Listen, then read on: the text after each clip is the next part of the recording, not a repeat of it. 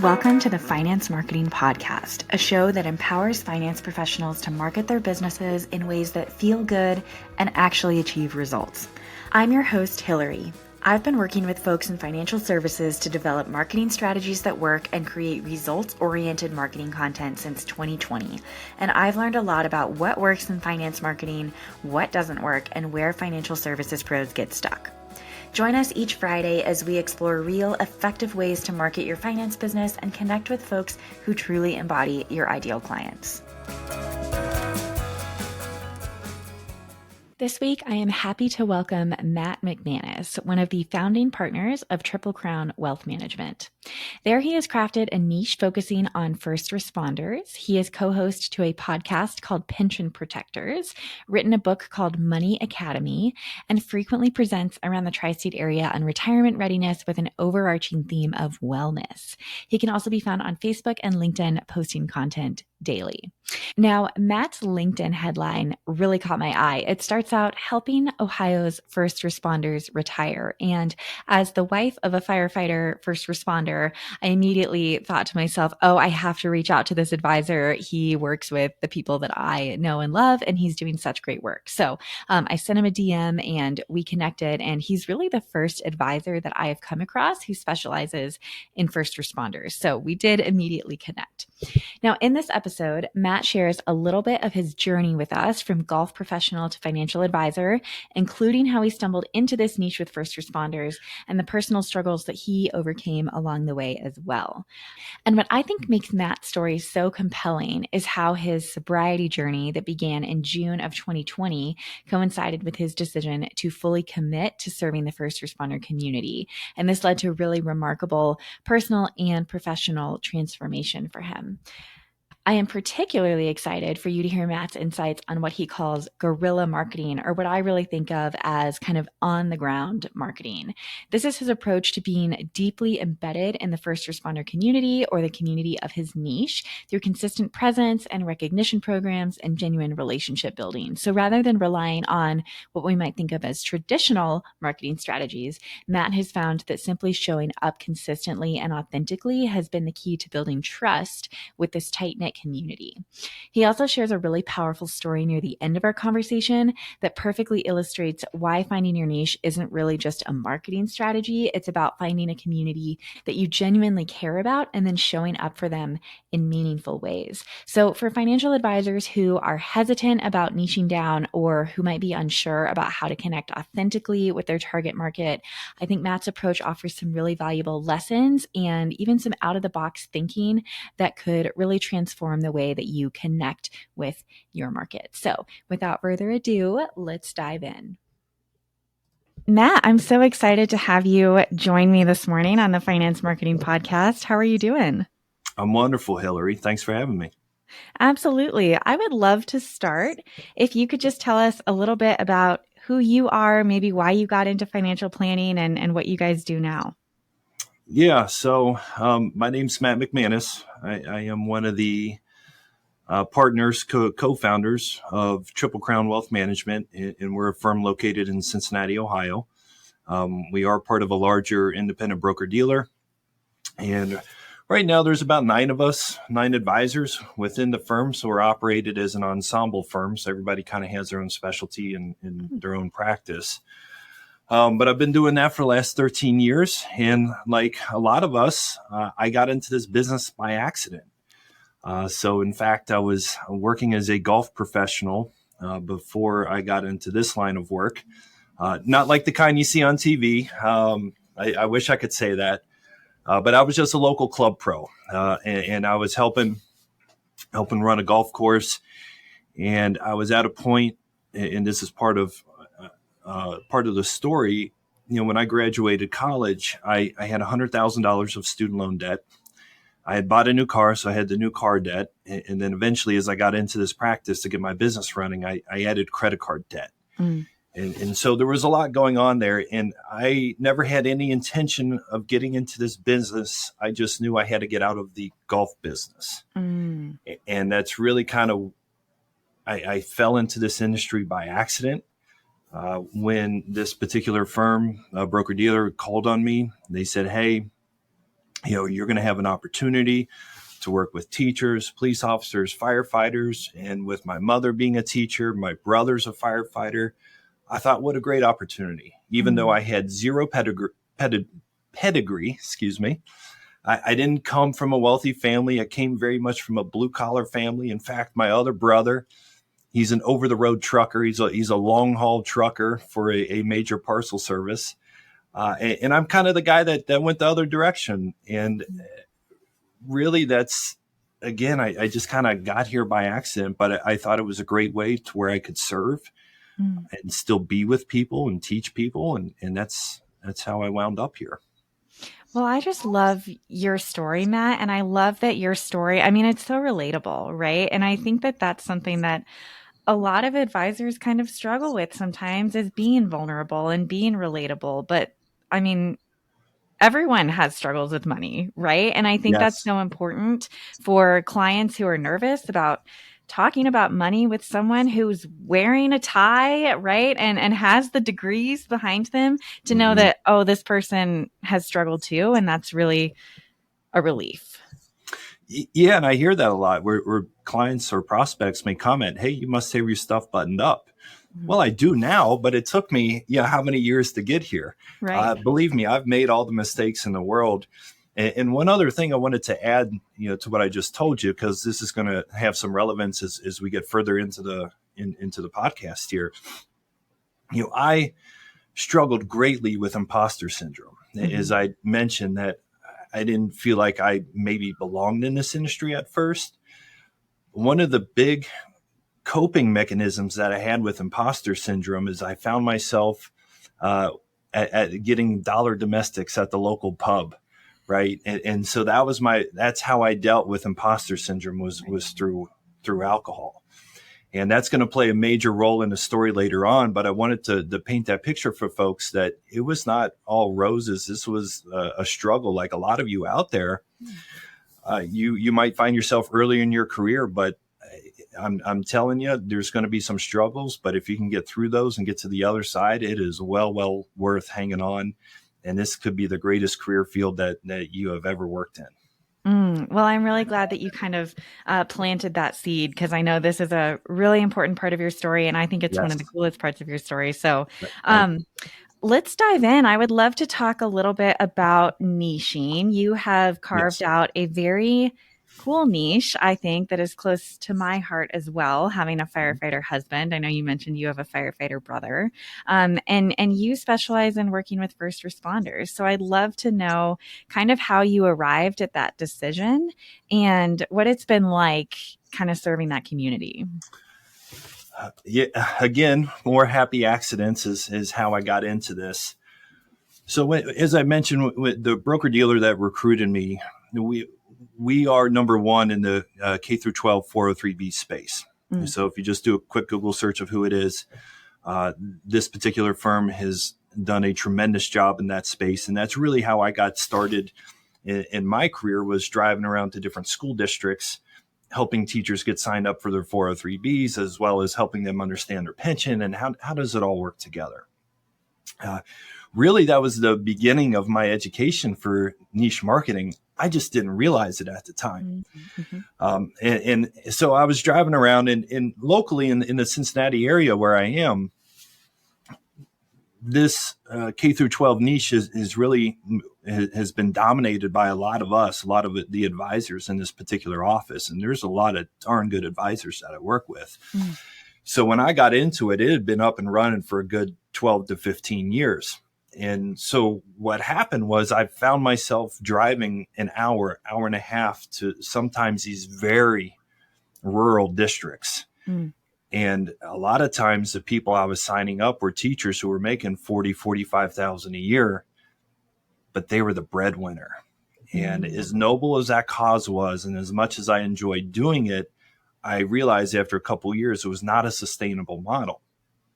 And so we were looking for other areas closer to central Cincinnati, to where we could really take what we had been doing and overlay it into a different market. And at the time, it was probably right around 2014, we had another female advisor in the office. Her father was big in local government. So she was able to go around a little bit, and she's opened up some payroll slots for us. So kind of our business model was we get a payroll slot either with a local school district, local township, local city, and then we help people get enrolled in their employer benefits. Hmm. And so that's what I started dabbling in.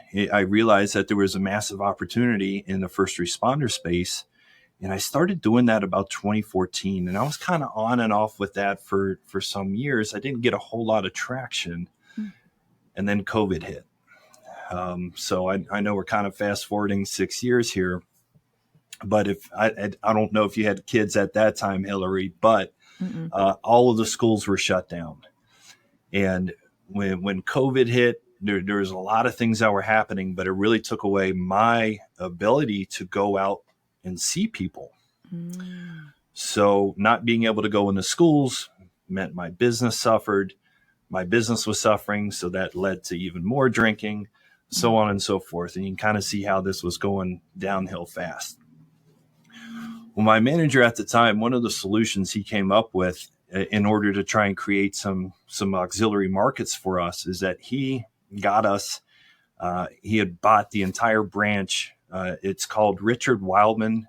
I don't know if you ever heard of Richard Wildman. He ran some training. And listen, some of the older members of your audience might know who Richard Wildman is. So just to give you some context there, my manager, who's now in his mid-60s, he was telling me he used to go to these Richard Wildman conferences and he would buy the VHS tapes and then go home and watch them.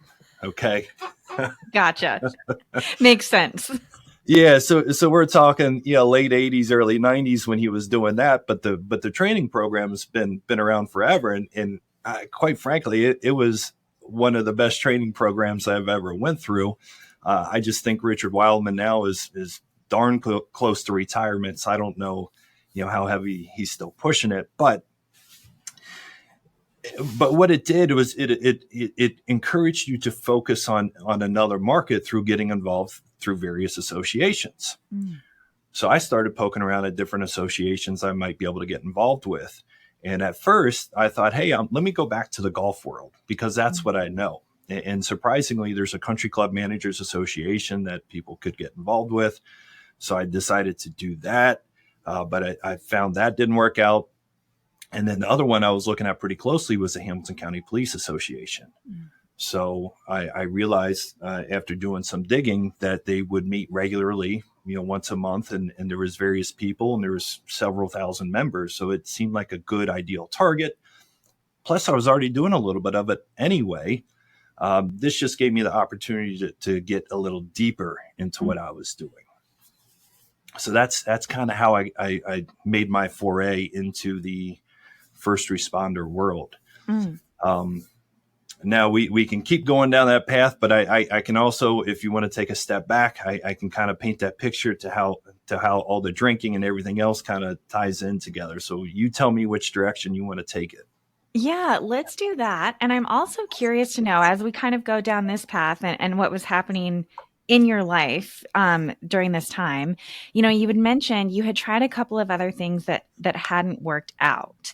And so I want to know, once you kind of identified this police officers association, how that felt, and if you started to see more traction from that right away, or if, you had to kind of keep chipping at it before you saw that success take off. Yeah. So it was probably, mid-June-ish, where it was getting to the point, as I had mentioned, I was drinking too much. My business was suffering.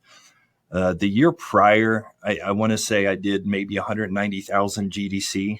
And in 2020, I ended up doing about 100,000 GDC. So my business took a really major hit from COVID. But I also found myself not doing anything because, like a lot of folks, I was just sitting around doing nothing. Right. And it got to the point where I was just drinking too much. It was out of control. And I knew I had to make a change. And I had been going through therapy. I'd tried many, many times over the years to get sober and quit.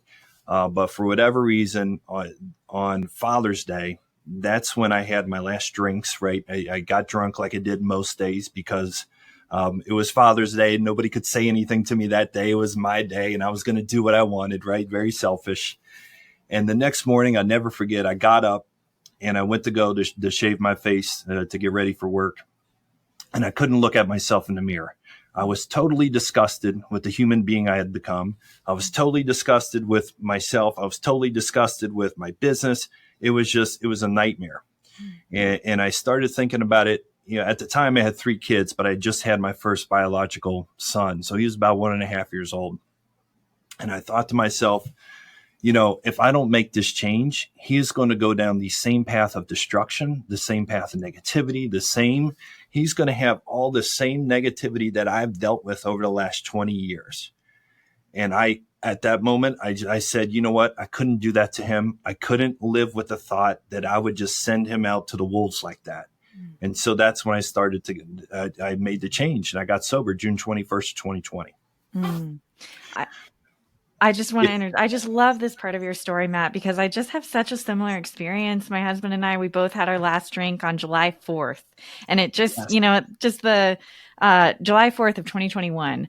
And it is something about those holidays almost that you're like, you wake up the next morning and you just ask yourself, was that really how I want to be spending my life? And I think the answer is no. No. And too, the older you get, the harder the hangovers are. And it takes more than a day. You don't bounce back like you did when you were 21 or 22 years old.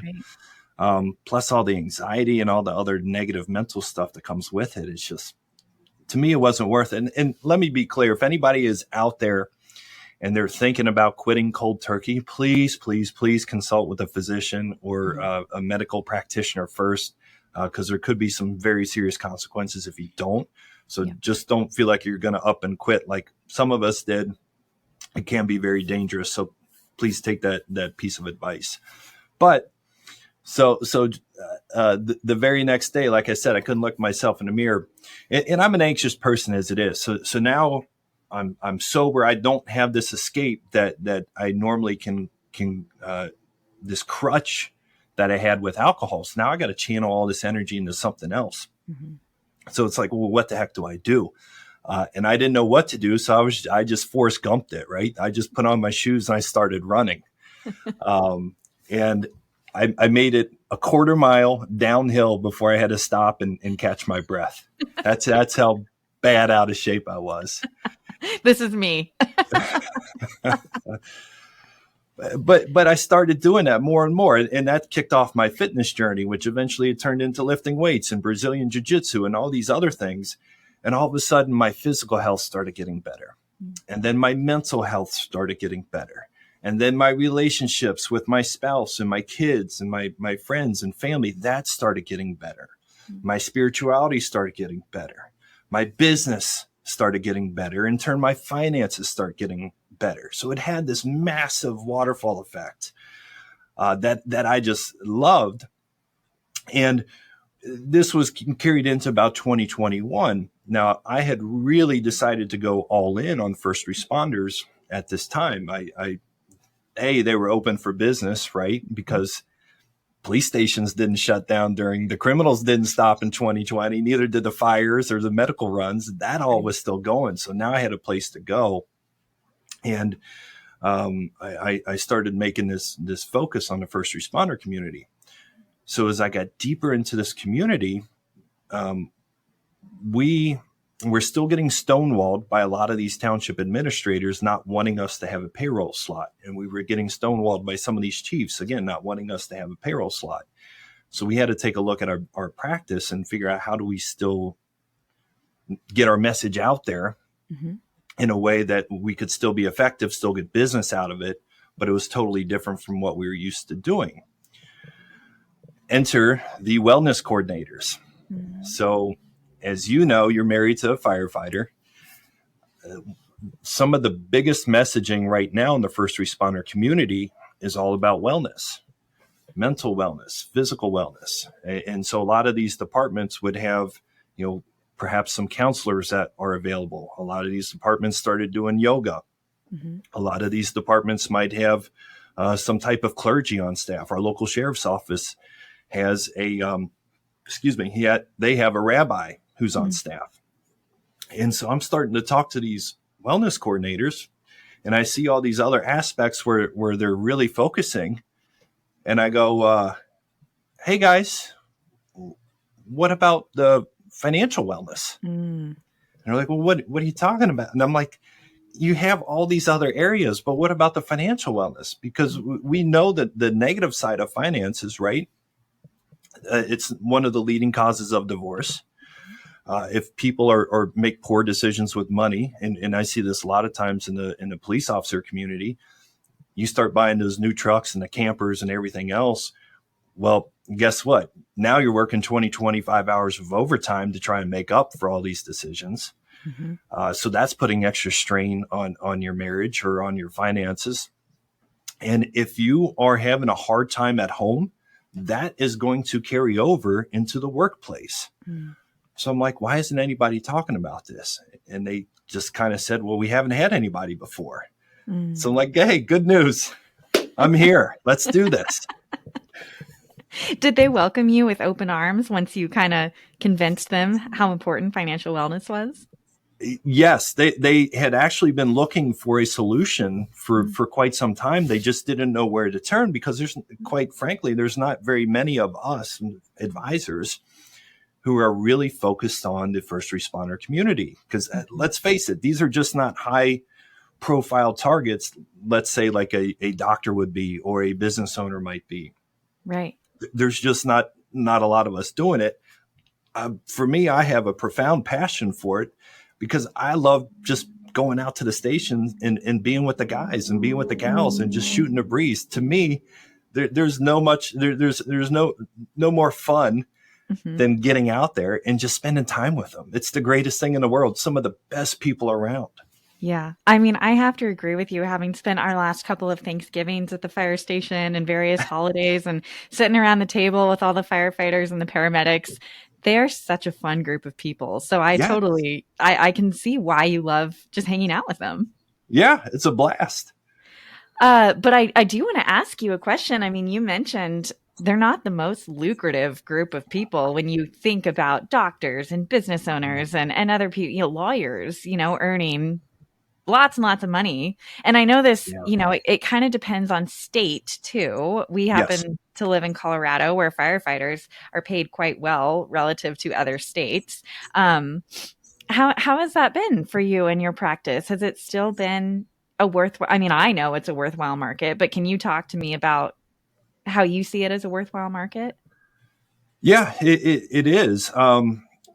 Here in Ohio, where I live, and specifically the Ohio Police and Fire Pension, OP&F, they have what's called a drop program. So essentially how it works is guys can work X number of years, and based on their age and years of service, they can retire in the eyes of the pension, but they keep working for their employer. So instead of their pension accruing a higher benefit, the money goes into what we call a drop bucket. So that the drop program in Ohio can last anywhere from 5 to 8 years. Now, as far as I know, Ohio has one of the longest duration drop programs. Most other states, most other programs we've looked at might only be 1 to 3 or 3 to 5 years. Ohio gives you 5 to 8. So what that means is, let's say I have a firefighter who's making $120,000 a year. Maybe he's a ranking, a ranking official, whatever the case may be. It's not unheard of for them to come out of drop with $800,000 in their drop account on top of whatever they've saved in their deferred comp accounts along the way. So in reality, I mean, some of these guys can come out and retire with, let's say, anywhere from 750 to 1.2-ish million. Yeah. And to me, that's a fantastic client in the sense, number one, it's a good amount for I think most of our clients, at least what I'm targeting. And then number two, they have such a strong pension system that a lot of times they don't really need to access this money right away. Right. Plus, they're usually married to a nurse or a teacher or a podcast host. And there's other other income coming in, or maybe there's another 401k opportunity. And listen, I have sat down with several police officers or firefighters who are multimillionaires, and you would never know it. And because, again, they're not a high value target, this group of people is often grossly overlooked and grossly underserved by this industry. And I've really taken notice to that. And that's really where we're trying to have a massive impact in their lives. Well, two things here, Matt. I don't know if you know this about me, but I'm also a former teacher. So that's just hilarious that you said that. Bam, nailed it. We're in a box, you know? And then the second thing, you know, I know for firefighters, and I don't know as much about the police officer schedule. I have some family members who are police officers, and I know it varies too, but for firefighters, most of the time they're working 48 hours at a time. And then they come home and they have 4 days before their next shift. Right now, my husband's second job is childcare. But yes, when the children are in school, he's going to go back to what he was doing before, which he does handyman work on the side. And so I think a lot of firefighters are also business owners with the side hustle too. And there's just so much wealth building opportunity there as well. So you're absolutely right. It's often not just the firefighter income that's going towards retirement. Yeah, exactly. And here in the Midwest, they run 24/48. So it's 24 hours on, 48 off. But like you said, most of them have a side hustle. And even I look at my brother who works for a major city here in the Midwest. He runs a grass cutting business on the side. And, you know, he might make an extra $20,000-$30,000 a year to help out the family. And for him, that's, you know, it's fantastic. Yeah. It's not nothing. Right. Well, that's great. So anything else, Matt, that you think is pertinent to your story, or anything else that you want to share with the listeners of the podcast, maybe especially who are still trying to discover what their niche might be, or if they have some hesitations about niching? Yes. You know, niching, I think, and I was hesitant to really carve out what I would call my niche. Because a lot of times when people think, oh, if I just focus on this particular group of people, well, I'm alienating the rest of the world, which in fact, you're not doing that. When you decide to create a niche, what you're doing is you're aligning values with the rest of everybody else. And let me say that again, you're not alienating people, you're aligning values. And so think about it this way. There are so many business owners, so many other people that I deal with, even civilians, let's say, who may not have anybody or may not be married to anybody in the fire service or the police service.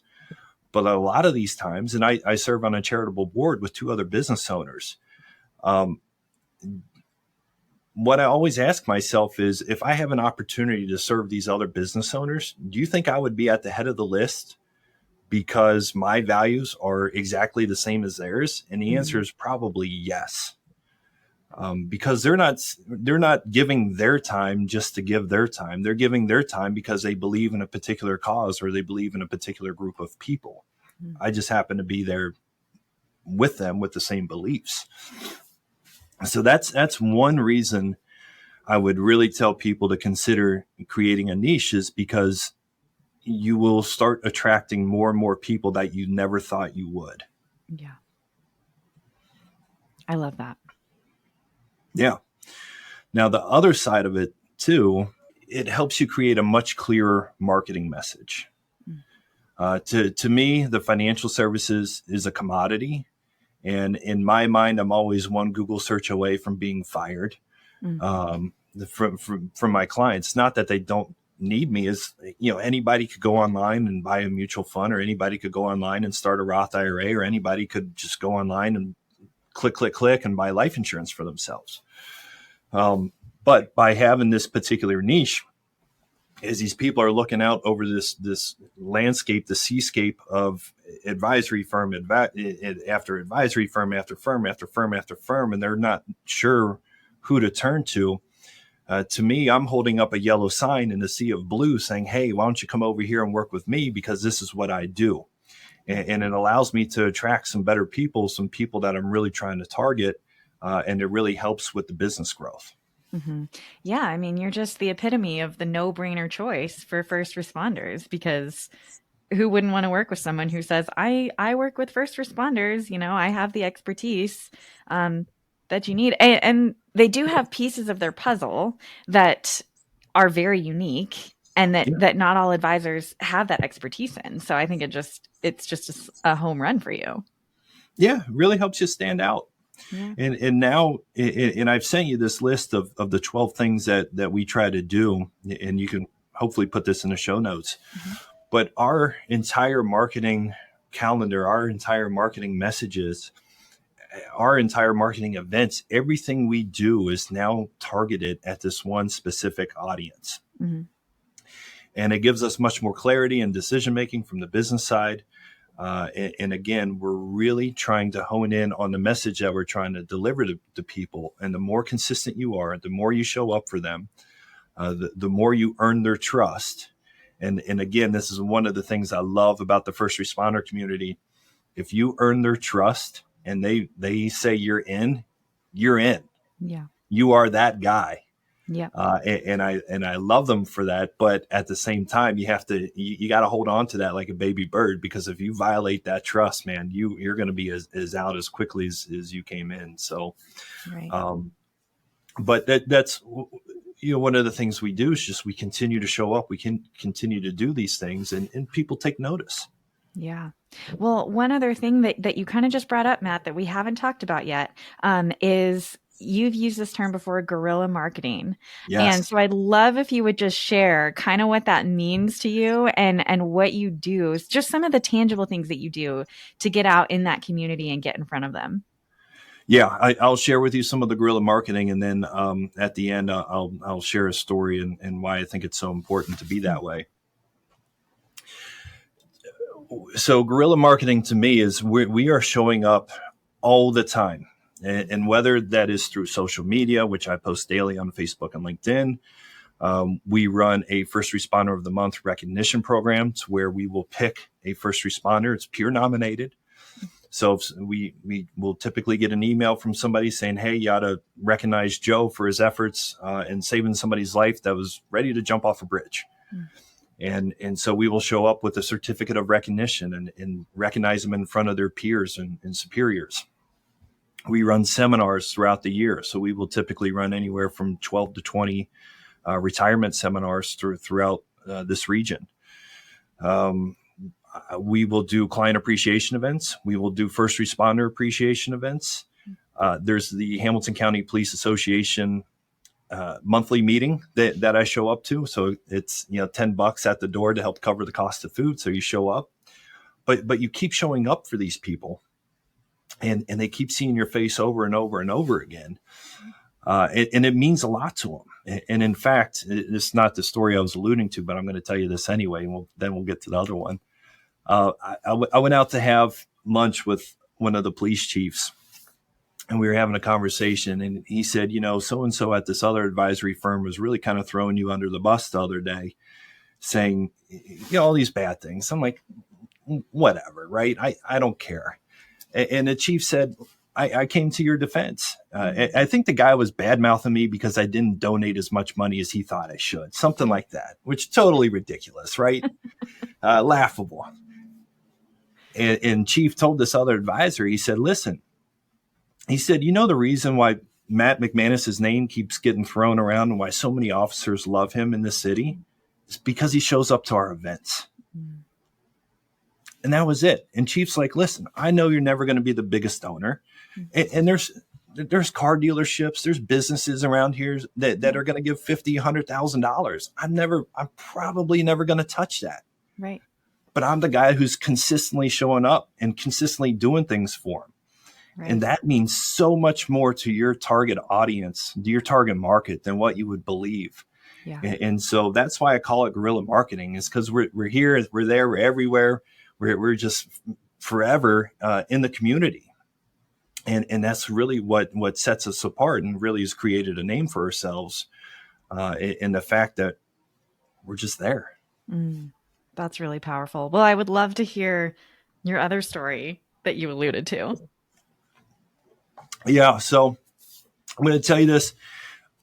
This happened probably 2 or 3 years ago. And to me, this really encompasses what it means to serve your market. So I woke up one day and there was a news story that a local police officer had died in a car wreck. And it just happened to be one of the jurisdictions that I frequently went to. I would say the majority of them are my clients. I know these folks very, very well. Now, the chief had just become my client maybe 6 months or a year prior to that. So I was really kind of getting to know him a little bit. But when the story broke, I didn't know what else to do. So I called Chief, and I knew I was going to get his voicemail. I went to voicemail immediately. And I said, listen, I said, hey, Chief, I know you got 1,000 things going on. I just want you to know, take care of your people. I'm here for you guys in case you ever need anything. I love you all. I'll be available. And I didn't hear anything. And so a couple of days went by. I sent some flowers to the station. But if nobody knows what happens, if there's ever a line of duty death like that, typically what happens in the area is that this particular township, the entire department was off for 7 to 10 days, let's call it. And it's the surrounding agencies that'll send their people in there to cover the shift while everybody's out grieving and doing whatever they need to do. So I had a little bit of time to kind of figure out, what my next move was going to be with this particular police department. Mm-hmm. So I called up a client of mine. He was at a neighboring jurisdiction. They had a similar fatality a couple years ago. And I said, Mike, I really need some advice here. Can you help me out? I don't know what to do. Mm. And the advice he gave me was so simple and so profound. It was like 4 or 5 words. He said, Matt, a familiar face is always helpful. Mm. I said, okay. So I had my marching orders, right? I knew what I had to do. So the funeral gets done, and eventually the whole police department goes back to work. I'd given it a couple days, and I just blocked off 2 hours on my calendar to show up to the police department that morning. And I had no agenda. I had nothing else other than just to show up. Mm-hmm. So I get to the police department. I'm sitting in my car. My heart's beating because I didn't know what to expect. I don't know how they're going to react. I'm just a civilian, right? I don't know what it means to wear the uniform. That piece of it is totally lost on me. So I bring myself to walk into the station, and I walk in, and they immediately buzz me in because, familiar face. And I get back to the dispatch area, which is kind of a larger area, and that's where people frequently congregate. So I'm standing there, I'm talking to the dispatchers, a couple of the uniform guys who are my clients. They walk in, and then I heard the chief. And he was kind of a loud guy, and I could hear him coming down the stairs. And again, I'm sweating like a Polish sausage because I have no idea like how anybody's going to react to me being there. They just lost one of their guys. Right. And the chief locks in on me. His eyes come over. He locks in on me, and he beelines it straight to me from across the room. And he reaches out with both arms, and he pulls me in, and he gives me a big hug. And he says, thanks. And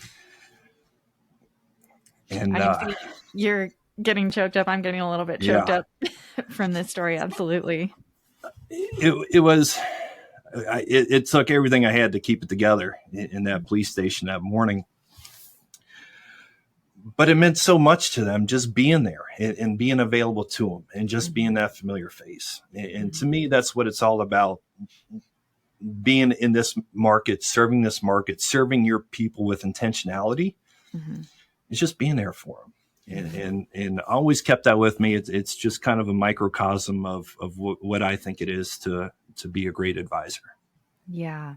Well, I really appreciate you sharing that with me and with the listeners. I think that is a really powerful story, and the guts that must have taken to show up for, it's so hard to know how to show up for someone when they're grieving, much less a whole department. But it is so, so important. And I just can't imagine the impact that had on that department. So thank you for sharing that. Matt, if people want to get in touch with you, where can they find you?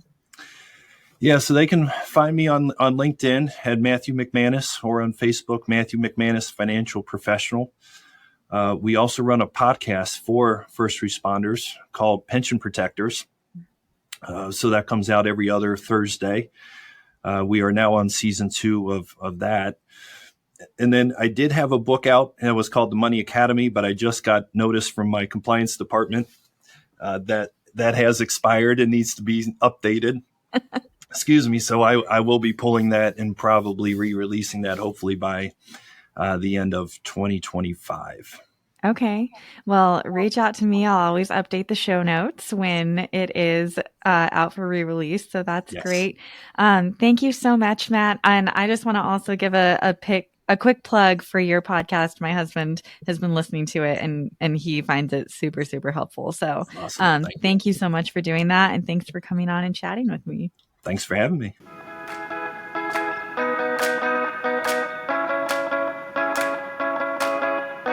Thank you so much for joining us on this episode of the Finance Marketing Podcast.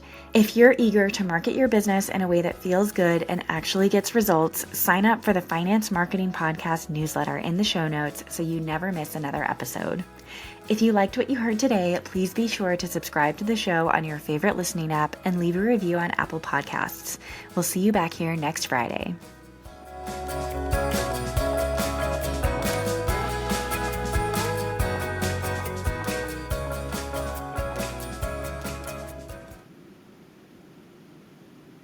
Matthew McManus offers securities through Equitable Advisors, LLC, member SIPC, Equitable Financial Advisors in Michigan and Tennessee, and offer annuities and insurance through Equitable Network, LLC. Equitable Advisors and its affiliates do not provide tax or legal advice. Financial professionals may offer products and services and or respond to inquiries only in states in which they are properly registered and or licensed. This podcast does not constitute financial advice or an offer of any kind. Triplecrown Wealth Management, LLC is not owned or operated by Equitable Advisors or Equitable Network.